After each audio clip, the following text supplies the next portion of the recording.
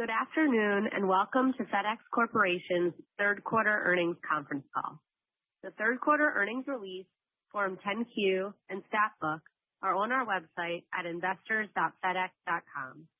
This call and the accompanying slides are being streamed from our website. During our Q&A session, callers will be limited to one question to allow us to accommodate all those who would like to participate. Certain statements in this conference call may be considered forward-looking statements as defined in the Private Securities Litigation Reform Act of 1995. Such forward-looking statements are subject to risks, uncertainties, and other factors that could cause actual results to differ materially from those expressed or implied by such forward-looking statements. For additional information on these factors, please refer to our press releases and filings with the SEC. Today's presentation also includes certain non-GAAP financial measures.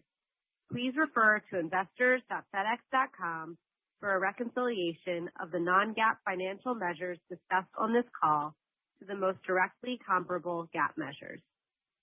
Joining us for prepared remarks on the call today are Raj Subramaniam, President and CEO, Brie Carere, Executive Vice President and Chief Customer Officer, and John Dietrich, Executive Vice President and CFO. Now, I'll turn the call over to Raj. Thank you, Jenny.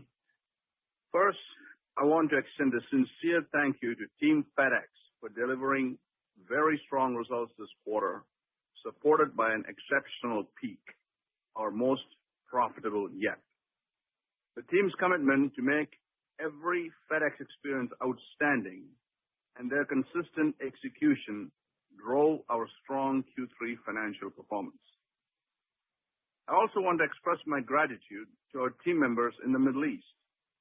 Their safety and security is our top priority. We're closely monitoring the situation, have implemented contingencies, and are operating in alignment with local authorities as we continue delivering the best possible service to our customers. Our strong Q3 results were largely driven by Federal Express Corporation, or FEC, demonstrating the power and resilience of our global industrial network. As we recently outlined at our Investor Day, the entire FEC organization is aligned and making progress across our four strategic priorities: growing in high-margin verticals, transforming our network, and building on our data and technology advantage while delivering ongoing efficiency gains. Our strategy enabled us to deliver sequential and year-over-year adjusted EPS growth for FedEx Corp, ahead of our expectations coming into the quarter. This operational performance, combined with our CapEx discipline, is translating to strong adjusted free cash flow. Additionally, our plans to spin off FedEx Freight on June 1 remain on track. We are confident that the separation will unlock meaningful long-term value for our stockholders. Turning to our consolidated Q3 results. Revenue was up 8% year-over-year, driven by yield and volume strength across nearly all our package services. And we delivered a 7% increase in adjusted operating income year-over-year as we successfully managed headwinds tied to changing global trade policies, a challenging LTL demand environment, and the grounding of our MD-11 fleet. We also effectively overcame significant weather-related service constraints. At FEC, we grew revenue 10% and expanded adjusted operating margin by 50 basis points.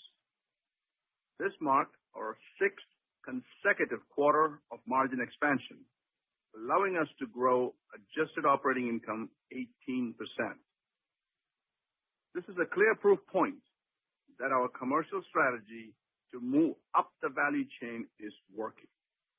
At the same time, we are executing on our transformation and cost reduction priorities. As anticipated, freight results remain pressured as a result of ongoing LTL industry trends, along with increased separation-related expenses. Importantly, we are laser-focused on revenue quality. As a result, higher weights and revenue per shipment at FedEx Freight help mitigate lower shipment volumes. Given the strength of our consolidated Q3 results and updated assumptions for Q4, we are raising our FY26 adjusted earnings outlook to $19.30 to $20.10 per diluted share. Bree and John will detail the outlook assumptions shortly. Revenue share gains in our priority B2B verticals were an important driver of our Q3 performance. Similar to Q2, nearly half our revenue growth were driven by B2B services, an important enabler of increased profitability. Our transformation to one integrated intelligent network is well underway. By the end of this month, about 35% of eligible volume will flow through nearly 400 Network 2.0 optimized facilities. We remain on track for about 65% of our eligible volume to be flowing through Network 2.0 facilities by next peak. And we continue to expect $2 billion in cumulative savings from Network 2.0 and associated One FedEx initiatives by end of 2027. This was our first peak with meaningful volume flowing through Network 2.0 facilities, and the results speak for themselves. Data-driven solutions continue to support the Network 2.0 rollout and played a crucial role in enhancing service during peak. We recently introduced our unload trailer prioritization tool, which uses real-time data to intelligently sequence yard operations based on trailer content. As Network 2.0 facilities scale, this capability becomes increasingly important, enabling us to better understand a trailer's service mix, especially during morning sorts. This tool supports strong service levels by helping prioritize our most time-critical packages even more efficiently. Internationally, we continue to flex our air network in response to global trade policy changes. We reduced trans-Pacific outbound purple and white tail capacity by approximately 15% and 25% respectively during the quarter. Asia to Europe and intra-Asia, where we are reallocating some of our purple tail capacity, continue to drive strong revenue growth. In a quarter with significant package volume growth, we reduced net capacity, jet fuel usage, and vehicle fuel usage, signaling our success in densifying this network. The team continues to focus on transformation in Europe, where we achieved our 11th consecutive quarter of international revenue share gains. In January, we shared plans to transform our ground operations in France with the goal of improving the experience for our employees, contractors, and customers. As part of this effort, we plan to simplify our domestic footprint, optimize our road network, streamline our value proposition, and leverage digital capabilities to enhance France's competitiveness. More specifically, we are optimizing the hub-and-spoke network with fewer, better-placed hubs and reducing our overall station count by over 40%. Last month, we also announced our participation in a consortium, making an offer for all shares of InPost. As I discussed at our recent Investor Day, high-value B2B verticals are a core priority within our profitable growth strategy. At the same time, our commitment to provide excellent service to consumers around the world remains unchanged. InPost's strong presence and highly profitable track record in Europe's out-of-home delivery segment complements our strategy, allowing us to focus on our core strengths. This transaction is expected to be accretive to our earnings in year one after close, which is targeted for the second half of calendar year 2026. Upon completion of the transaction, we will enter into commercial agreements that are expected to yield benefits to both parties. Importantly, FedEx and InPost will not integrate operations, and we will remain competitors, each operating in their respective markets and segments. At our Investor Day, we highlighted the role of FedEx Digital Intelligence as our force multiplier, reshaping how we plan, operate, serve customers, and create new services. A great example of new value creation through our digital intelligence is our strategic collaboration with Dun & Bradstreet. Together, we will be launching the Dun & Bradstreet and FedEx DataWorks Retail Momentum Index, an early warning system designed to detect crucial inflection points in U.S. retail supply and demand. Combining vast amounts of shipping intelligence and business data insights, we can provide a near real-time aggregated view of U.S. retail supply and demand. This intelligence can help business leaders detect inflection points before they appear in traditional economic reports like monthly retail sales or inventory data. We plan to release this index monthly beginning this spring, marking the start of growing collaboration to develop additional joint insights for the market. Physical AI is another critical element of our longer-term strategy, which will complement and strengthen our extensive and indispensable industrial network. Unloading trailers is one of the most physically demanding tasks in our package operations. Last month, we announced the implementation of a new autonomous robotic system from Berkshire Grey, the Scoop Robotic Package Unloader. This collaboration nicely complements our partnership with Dexterity, which provides robots for trailer loading. Both collaborations are in the pilot phase and expected to be further deployed later this calendar year. This work signals our commitment to both the safety of our team members and to innovation that improves the efficiency and profitability of our operations. In closing, we delivered a strong quarter while successfully navigating a dynamic environment. We grew in high-margin verticals. We continued to transform our network. We leveraged our data and technology capabilities to enhance execution and value creation. Team FedEx performed exceptionally well, delivering great service for our customers during the critical peak season and beyond. I'm truly grateful for their performance. Now, over to you, Brie. Thank you, Raj. I would like to add my thanks to our team members for delivering another incredible peak season. On a year-over-year basis, we increased volume and improved service during the quarter, all while delivering faster to more locations than the competition.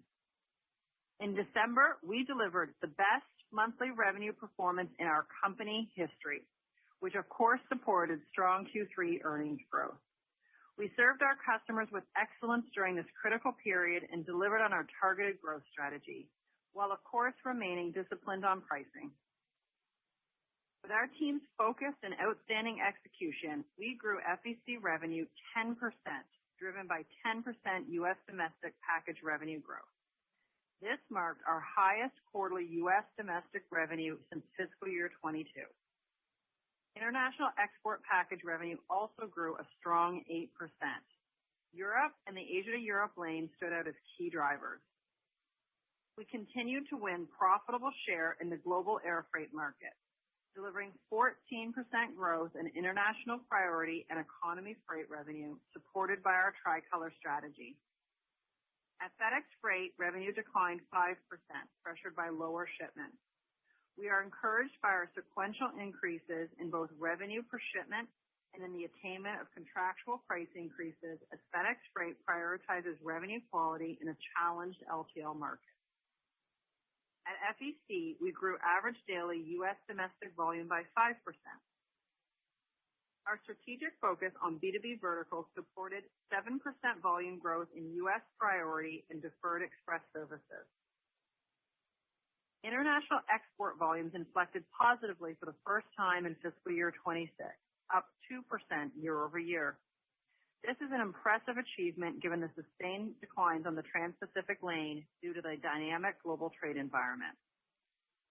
This international growth is a direct result of our targeted strategy to reroute capacity to our Asia to Europe and intra-Asia lanes, both of which delivered significant revenue growth, along with continued growth in U.S. international outbound and our European region.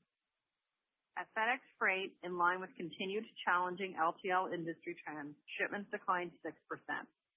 With nearly all of the planned dedicated LTL sales force now hired, we are confident Freight is well positioned to grow as the market recovers. Our pricing strategy is driving yield growth. These trends are a direct result of our focus on high-value shipments and industry-leading service, supported by an improving pricing environment. We have seen strong capture rates on the 5.9% general rate increase we implemented in January. We also enhanced our dimensional pricing models both in package and express freight, supported by machine learning tools that improve accuracy. Additionally, the adjustment to fuel surcharge we put in place in December supported our Q3 results.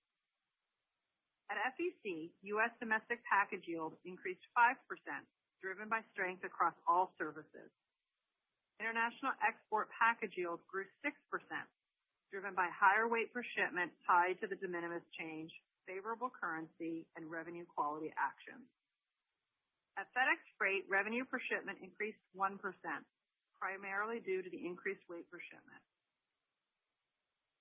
Regarding fuel, at both FEC and FedEx Freight, we update our fuel surcharges weekly based on the current fuel price. Our U.S. domestic and U.S. export package and freight fuel surcharges are indexed to fuel prices published by the U.S. Department of Energy, allowing us to protect profitability during periods of energy price volatility.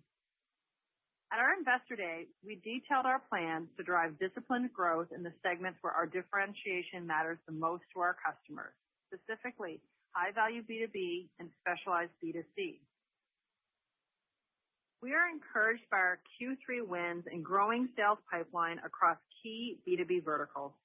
Our sales team has done a phenomenal job selling bundled FEC services to our customers, supporting higher win rates and a stronger customer loyalty.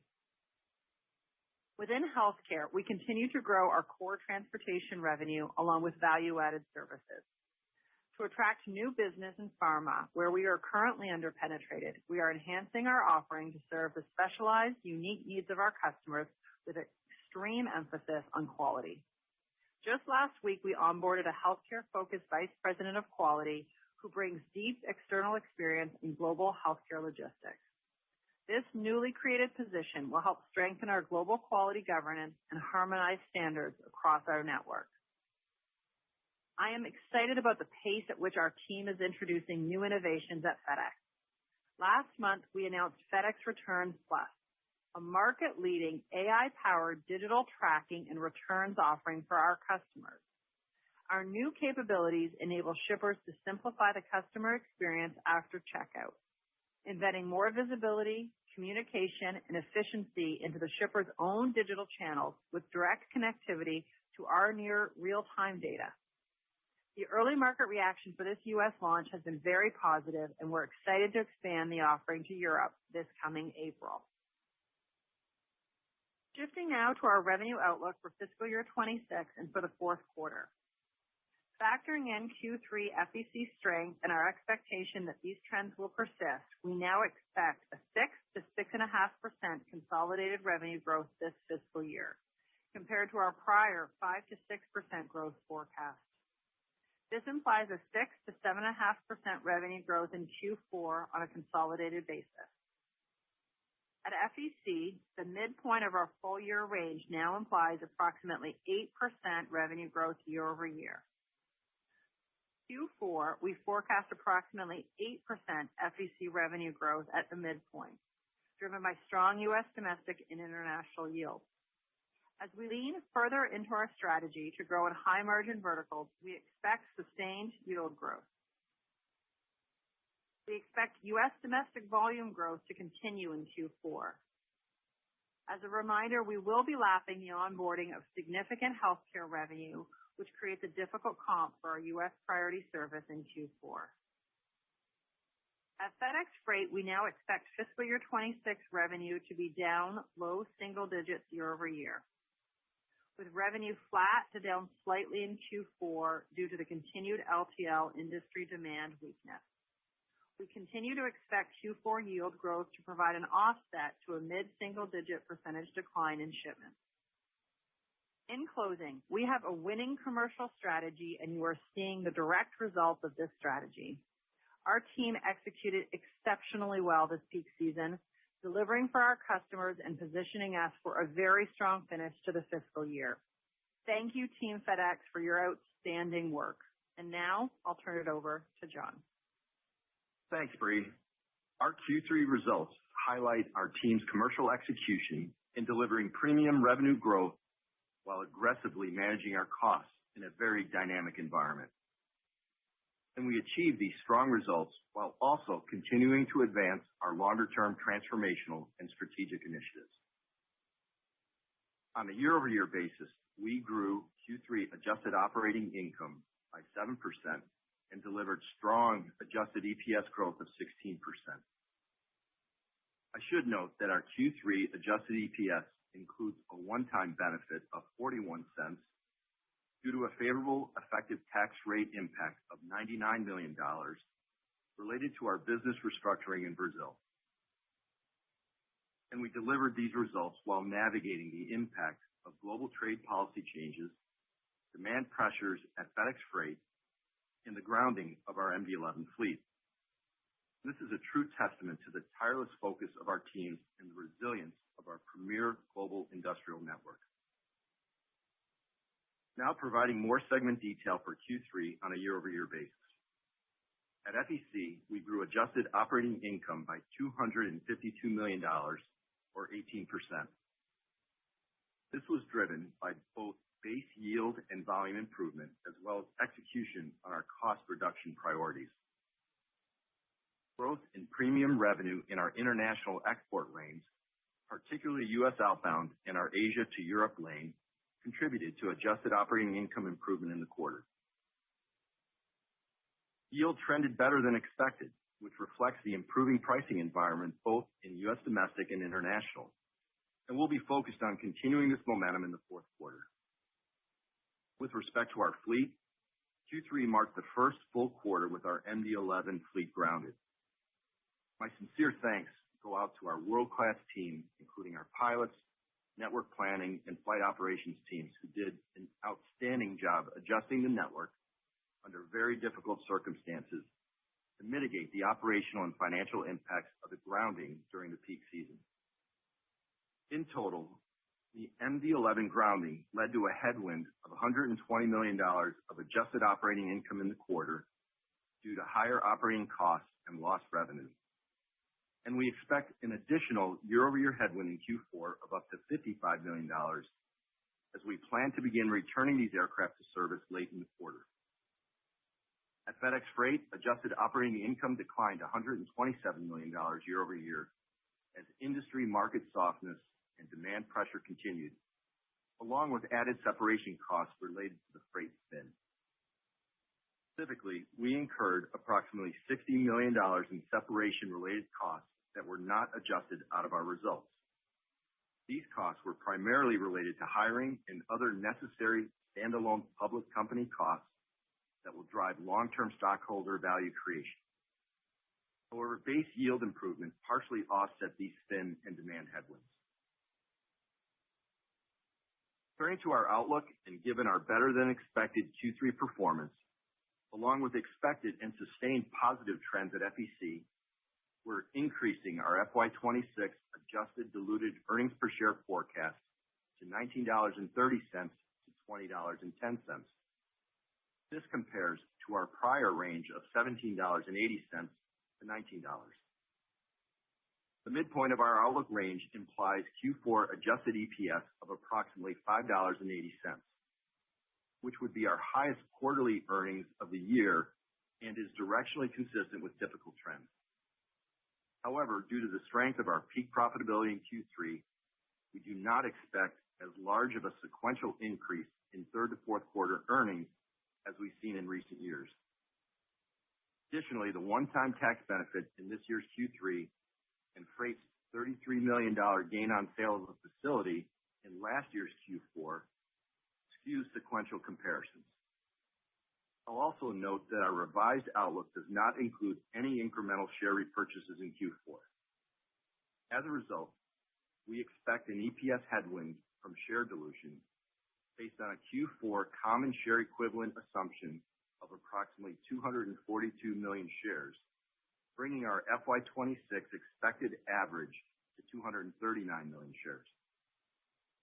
In addition, and due to FedEx Freight's recent debt issuance, we also anticipate a headwind in the quarter due to the resulting higher interest costs. And in total, this combined impact from higher share count and interest costs represents an approximate 10-cent sequential and year-over-year headwind that we've embedded in our Q4 outlook.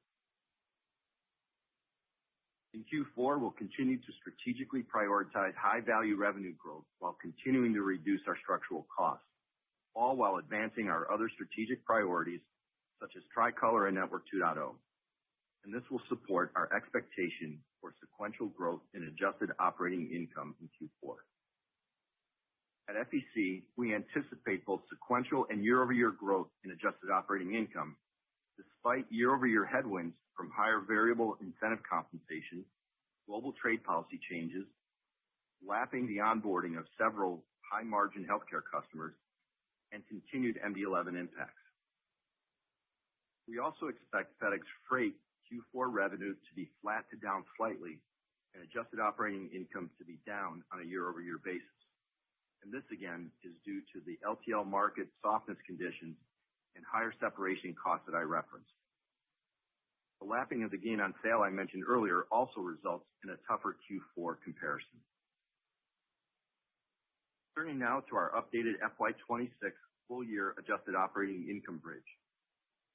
This bridge shows the year-over-year elements embedded in our full-year outlook in one midpoint scenario, resulting in adjusted operating income of $6.5 billion, up $300 million versus our prior outlook. In this scenario, FEC volume-related revenue, net of variable costs, is now expected to be a $600 million tailwind. This is a $100 million improvement compared to what we shared with you in December. This is driven largely by better U.S. domestic package and international export demand trends. With respect to FEC yield, we now expect a $3.2 billion tailwind. This marks a $200 million improvement compared to what we shared in December and demonstrates our ongoing commitment to revenue quality and improved pricing. For base expense increase, we now assume $1.6 billion in year-over-year general expense increases related to higher wage and purchase transportation rates and other inflationary factors. This is a $500 million improvement versus our December assumption, and we're pleased with our year-to-date cost reduction progress and now expect to exceed this year's $1 billion savings target. Our bridge also includes partial offsets to these items. Most remain unchanged from what we shared in December, except for the FedEx Freight and variable incentive compensation headwinds. Now expect a $400 million decline in adjusted operating income at FedEx Freight compared to the $300 million expectation we shared in December. Additionally, we now expect variable incentive compensation to be an $800 million headwind, reflecting our commitment to rewarding our employees. With regard to the Middle East, our outlook assumes a modest headwind tied to business impact in the region, and we'll continue to monitor the situation.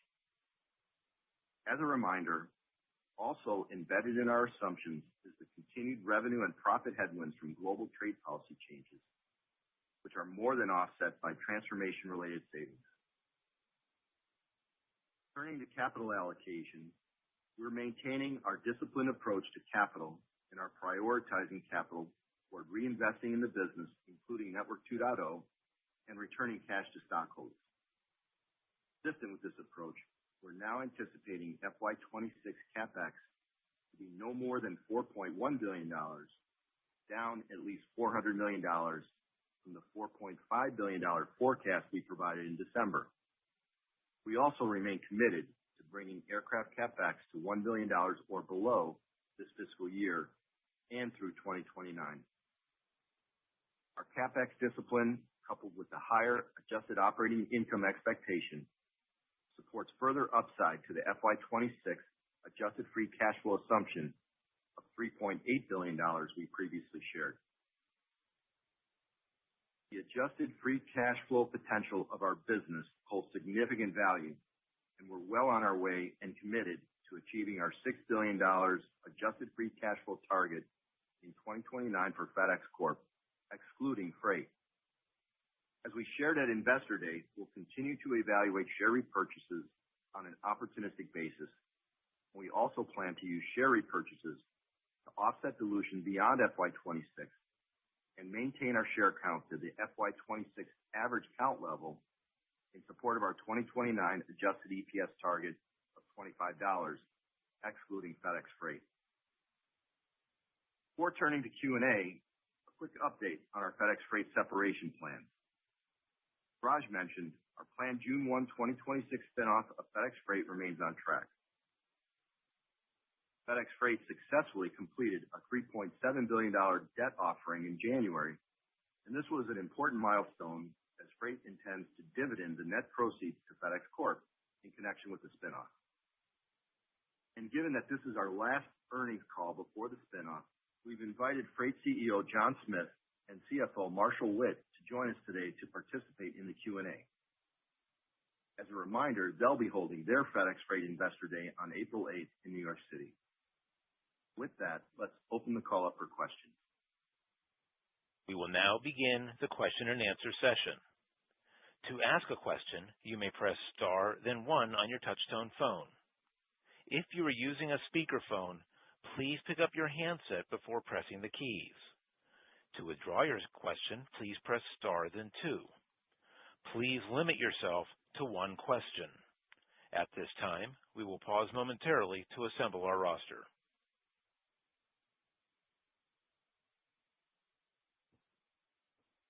The first question today is from Ari Rosa with Citigroup. Please go ahead. Hi, good afternoon. Thank you for taking the question and congrats on a strong result here. Raj, I was hoping you could speak about the impact of the Iran conflict. I understand, obviously we're only a few weeks in here, but just talk to us about how you're adjusting the network and to what extent it's maybe disrupting flows and to what extent it would have a bit of a profit headwind in fiscal fourth quarter. Thanks. Thank you, Ari. First and foremost, our thoughts and prayers go out to the team members in the region and all those impacted by the conflict. While the situation remains fluid, the safety of our team members always comes first. I have to tell you that our team has done just an absolutely remarkable job of managing our network in very quick fashion to accommodate the conflict zone and moving the traffic around that.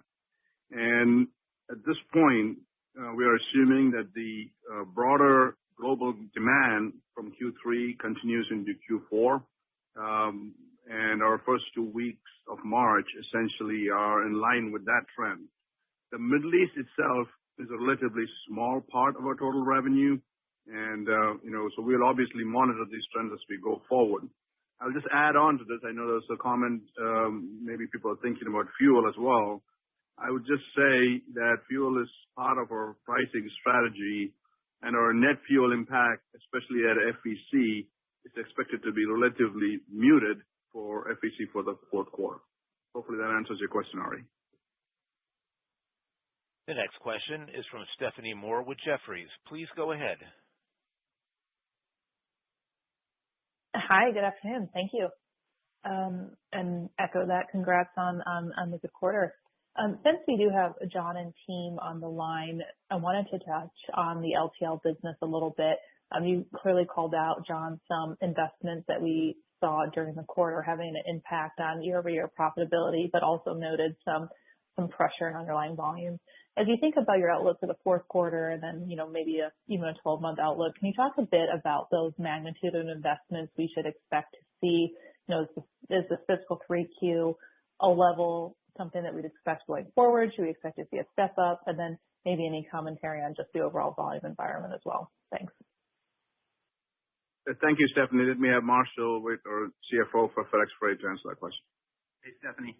Thanks for the question. So let me first just talk about the quarter 3 results, and then I'll touch on Q4. So as you saw in the prepared remarks, our volume and revenue were down mid-single digits.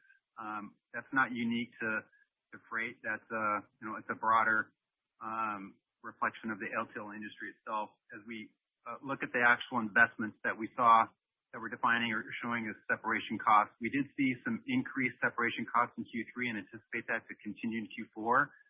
We look at those as good cost incurrences, primarily because they're related to building out our IT infrastructure, which we will need as part of our spin, which is projected to be at 6/1, and also building out our talent, and that represents both folks that are coming on board externally and folks that are transitioning over from FedEx Corporation. Having those folks and those platforms being built now and being ready to address the spinoff and the standalone of FedEx Freight is a positive outcome for us. And then as regards to your question about the outlook over the next, call it 12 months or 4 quarters and beyond, we plan to speak to that further at Investor Day. The next question is from Richa Harnain with Deutsche Bank. Please go ahead. Hey, can you guys hear me okay? Hello? Yes, we can. Yeah. Oh, perfect. Hi, everyone. So, John, I think you did a really great job, comprehensively running down of what's embedded in the outlook. But just big picture, on one hand, given the strong base and kudos to you on a very good Q3 outcome, you're assuming less of a sequential step up. I think that's clear. But on a year-over-year basis, the incremental margin in FEC sort of does come in. And as Raj, you just reminded us, you are assuming sort of demand hangs in Q4. So just wanted to better understand the headwinds on Q4. And I know it's very early, but looking out into fiscal 27, Network 2.0 starts to ramp, and you have a ton of momentum in underlying your business. Do you think that we could look forward to EPS growth? I know it's early, but wanted to give that one a shot. Thanks. Yeah, well, Richa, let me try to address that, and then, of course, John can add to it. Strategically, one of the things that's very important from a sequential perspective that we need to be aware of is that our team has done just an absolutely outstanding job this peak season. This is the most profitable peak in our FedEx history. Now, let me help you understand why this was the case. First, we did a fantastic job of forecasting. We're much more disciplined and data-driven in how we forecasted and operated. And that better modeling and close customer collaboration led to a much more effective resourcing for peak. And with this resourcing on both sides, scaling up and also scaling down post-peak. Second, we had, the commercial team did a really nice job managing through the strategies in place, especially driving revenue quality in the peak season. And finally, the efficiency with which we operated, and we have some early wins from Network 2.0 as we got into this. So, and the new technology tools that we talked about also helped a lot. So between our improved forecasting and the efficiencies thereof, between our commercial strategies and our overall efficiency, we had a really, really good peak. The reason I bring this out here today is that these are permanent changes on how we operate and really making a structural shift how we think about peak profitability. And consequently, the traditional seasonalities of our business is now fundamentally altered as our Q3 strength becomes a new standard. So that's one thing you got to keep in mind as we look on a quarter-over-quarter basis. On a year-over-year basis, pretty straightforward. We have a $500 million headwind in the year-over-year basis. $275 million is because of variable comp. There is $135 million because of the LTL business and a $15 million thereof from MD-11s. They explain your year-over-year impact on the results. So hopefully that puts it in picture, gives you a context and understanding of how we guided you for the full fiscal year. The next question is from Scott Group with Wolfe Research. Please go ahead. Hey, thanks. Afternoon. So, if I take a step back, we've got domestic volume up mid-single digit plus. domestic yields up mid-single digits. International volumes just turned positive. International yields are up a lot. And I asked just this in the context of like, I don't think we're seeing this like, anywhere else in freight world. Like, I guess I don't really understand why we're seeing this mix of volume and yield growth. And ultimately, I guess my question is like, how sustainable is this going forward, or do we need to start thinking about some like impossible like revenue comp for next year? Just any thoughts about why this is happening and how sustainable? Thank you, Scott. I give you Bree. Thank you for the question, Scott. I think, first of all, this has been a couple years in the making, right? We have been incredibly focused. We shared a lot of this at Investor Day, that we really needed to retrench the team, and we have done so to be equally disciplined on B2B and B2C. We have a world-class value proposition in B2C and have had that for many years. As you know, that enabled us a 20-year run rate of profitable market share growth. And we had to retrench on B2B, and we've done that. And we've got the commercial team really, really focused on that. So we feel great about this quarter. We do acknowledge that this is an anomaly in the market. We have taken profitable market share 11 consecutive quarters in Europe. Here in the United States, this is the strongest profitable market share growth we have seen in more than 20 years. So it was a remarkable quarter. We feel good about these trends continuing in Q4. A couple of things to note that near the end of Q4, we will lap the momentum that we are seeing on the international priority volume domestically here. We acknowledge we took on some very large healthcare customers late last year, and we will lap that. That being said, from a total volume perspective, we've got some momentum that will make sure that we sustain this. As we come out of this year into next year, the goal that we expressed in Investor Day is still our goal. We're focusing on 4% revenue growth. We want to stay incredibly disciplined. That 4% target allows us to make sure we maintain revenue quality. But we feel like we've got great momentum as we exit the year and feel good about next year. Well said, Bree. Let me make a couple of points. One, what Bree said it meant was domestic priority volume, not international. So that just make sure they get that. But secondly, let me take this opportunity to give a huge congrats to Bree and her commercial team. The execution has been just absolutely stellar. So busy to the whole team. The next question is from David Vernon with Bernstein. Please go ahead. Hey, guys. Thanks for taking the question. So maybe just drilling in on that a little bit, Bree. If you look at the priority and deferred, that 6 and 9% sort of ADV growth, I'm assuming that's where the healthcare is. And then the ground and home delivery piece is really where the Amazon sort of big and heavy is. Can you confirm that? And then if you think about the impact that the Amazon onboarding is having with the big and heavy stuff, like how much is that driving of what percentage of the growth is being driven by that in the ground part of the business? Got it.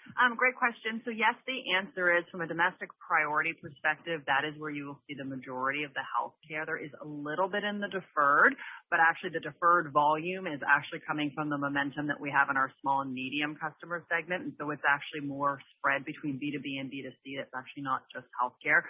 So I anticipate that deferred momentum will actually continue into next year. From a home delivery, yes, that is where you will see the majority of the Amazon volume. It is still ramping, and it is not material in this quarter, and we don't anticipate it will be material. We feel really good about the partnership. Just a huge shout out to the operators as they're bringing this volume on. We've been really disciplined. It will be accretive. They will not be our top customer, and it was not material in the quarter, but it absolutely is in there. The next question is from Ken Hoexter with Bank of America. Please go ahead. Hey, great. I'll echo it. Great job. Great to see the share gains, Network 2.0 rollout gains, and the Europe rebound for so many quarters. But want to hit on the high end and low end of your outlook. It seems like salaries and benefits up 13% year over year at FEC. John, you mentioned some of the incentive comp, purchase trans cost scaling. But I guess given the combination, I would have guessed that costs would have come down a bit as you eliminate overlapping costs.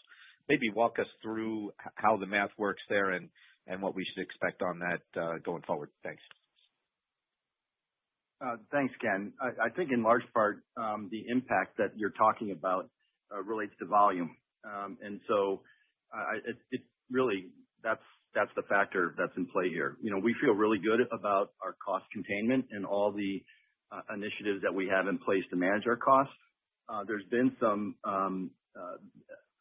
harmonization with regard to our benefits, and another big piece of this too is the variable comp piece that we've been talking about. So I think those three factors are all in play.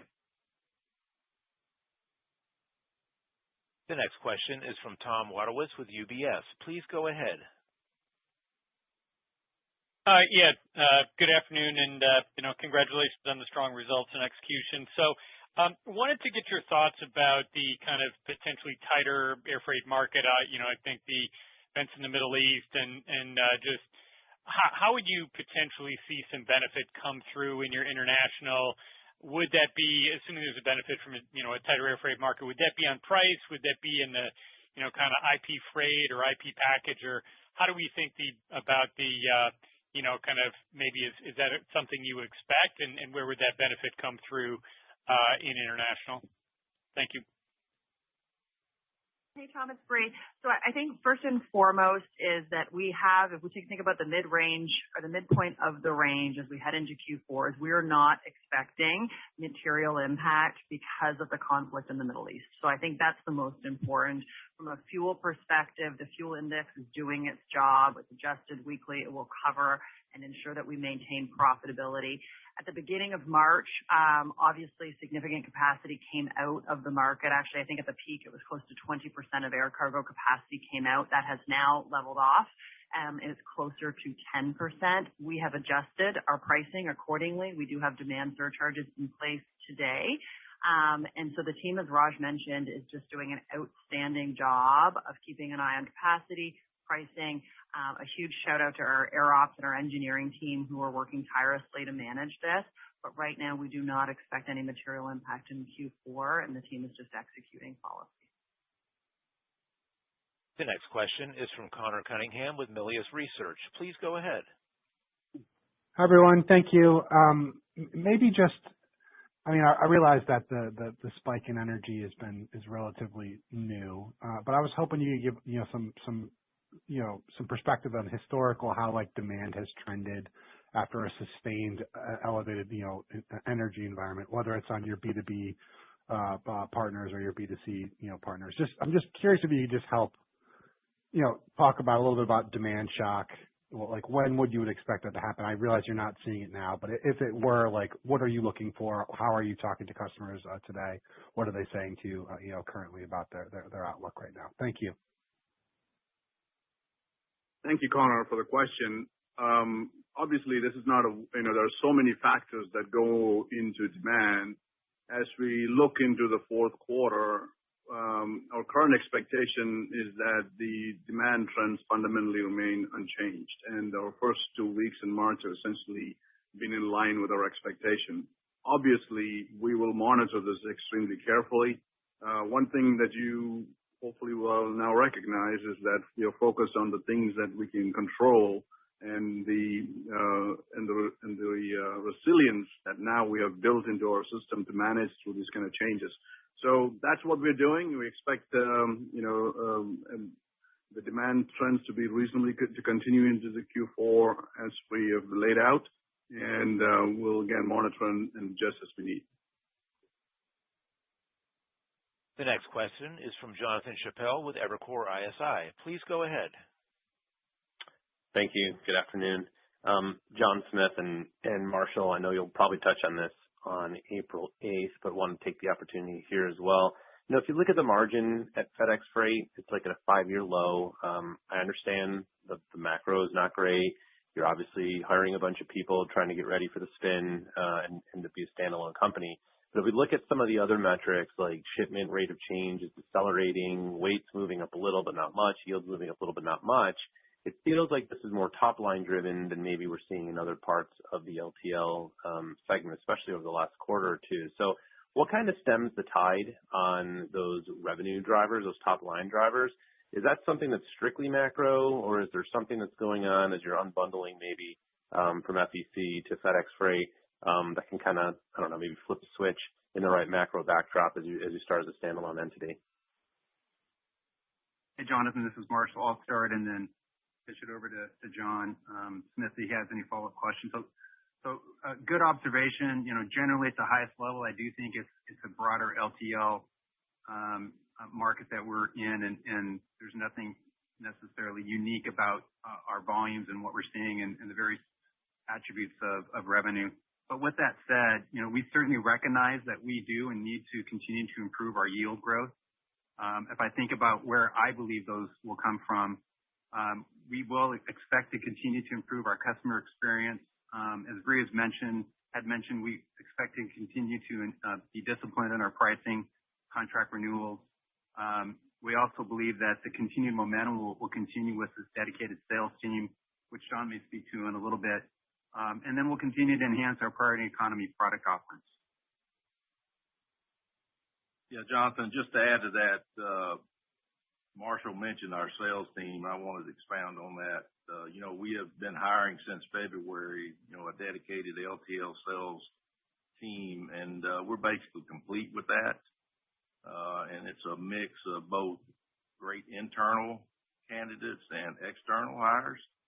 And our goal is to provide, an outstanding sales experience and it be data driven with personalized service for our customers. So the sales team also is strategically positioned across our network to align closely with our customers and our operations as well as our best asset, our drivers. So we're really excited about getting that team up and running and feel really good about the future going forward. The next question is from Chris Wetherbee with Wells Fargo. Please go ahead. Hey, thanks. Good afternoon, guys. I guess I wanted to ask on the cost side. So it looks like this year is trending better than expected. You sort of reduced the cost dynamic in the bridge.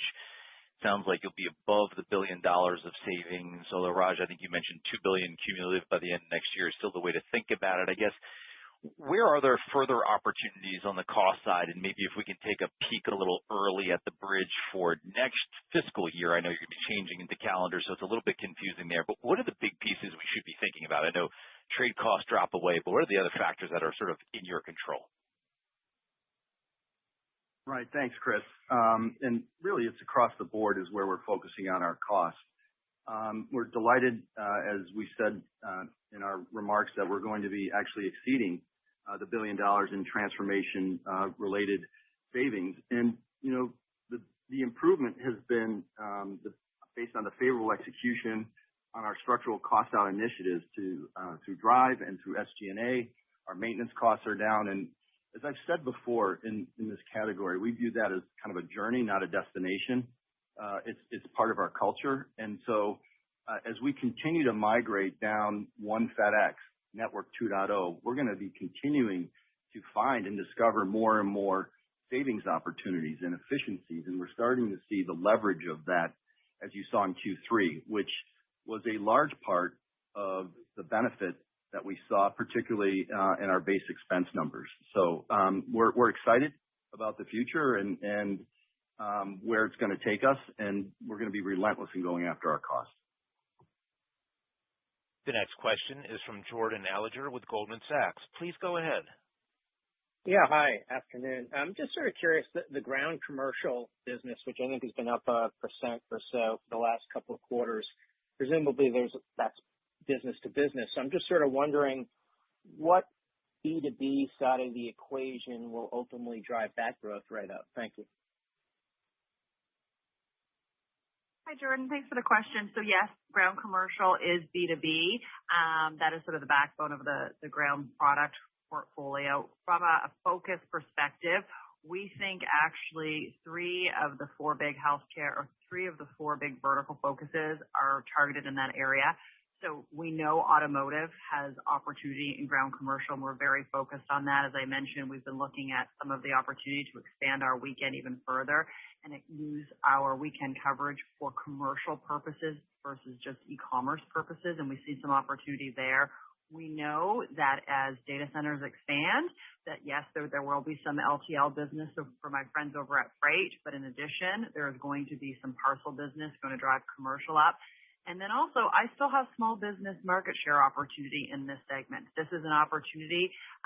The team has done an outstanding job from an SMB perspective. It has really been a great win this year for us as well, and really getting our field sales team focused on the ground commercial products. So those are some of the focus areas there and the opportunity.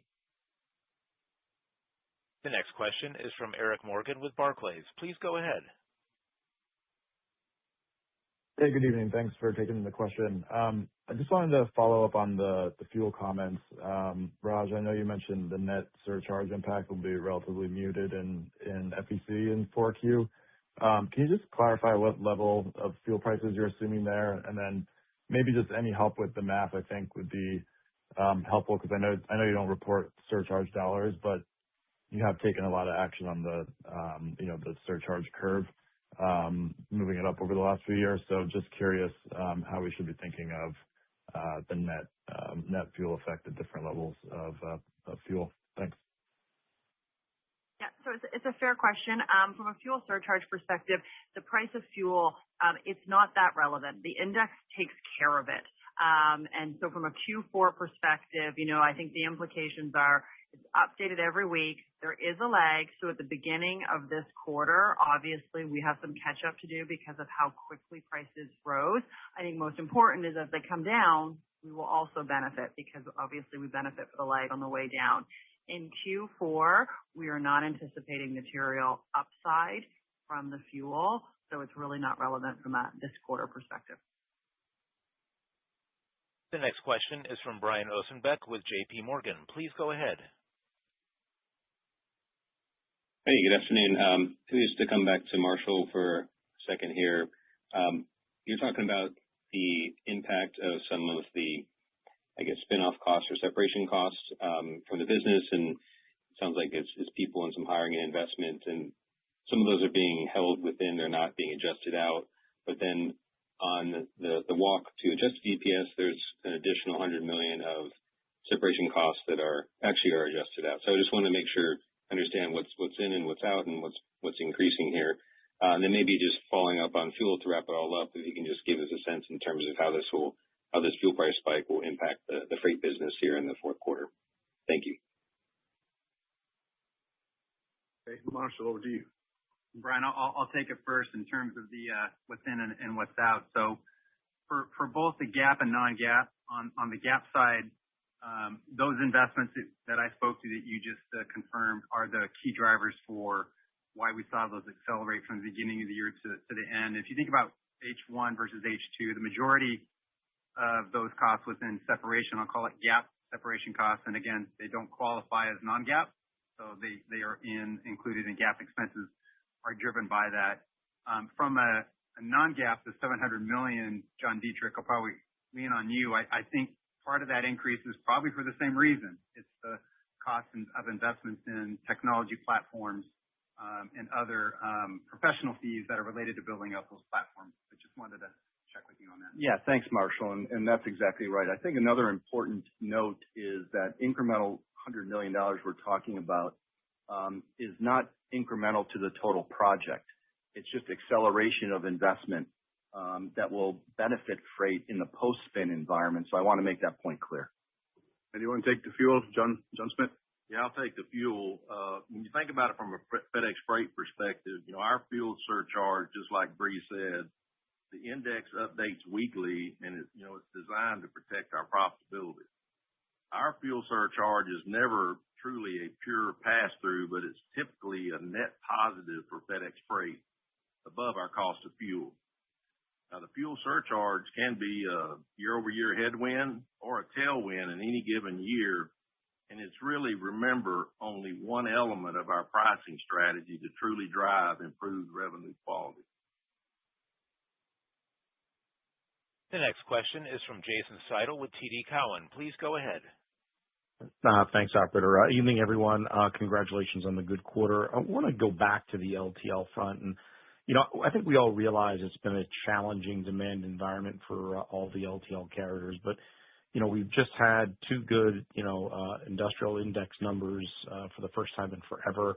And I'm assuming that, as you come to the end of hiring all the new salespeople, there's going to be a ramp time until they start producing some fruits for their labor. And should we look at this as going forward that you could see maybe some sequential tailwinds on the LTL side? Well, Jason, I hope you tune in to our Investor Day on April the 8th. That's where we're going to share a lot of detail about our go-forward strategy. And with that said, anyone who knows me from my FedEx tenure knows that I always prioritize safety above all with a total focus on our people, but also an extreme focus on revenue quality as well as strong execution. So I look forward to introducing you to our senior leadership team and laying out our strategy for the next several years going forward for freight. And we put together a very strong team of internal and external talent on our leadership team, and we're excited to share what we believe is an extremely compelling story of freight as a standalone public company. And again, we will share long-term targets covering revenue, profit, other operational and financial metrics. This concludes our question and answer session. I would like to turn the conference back over to Raj Subramaniam for any closing remarks. Thank you, operator. In closing, this quarter's results are a direct reflection of disciplined execution of our strategic priorities. I'm incredibly optimistic about our path forward and extend my sincere thanks to Team FedEx for their relentless focus and dedication. We will continue to build on this momentum as we deliver significant value for our customers and stockholders. Thank you very much. The conference is now concluded. Thank you for attending today's presentation. You may now disconnect.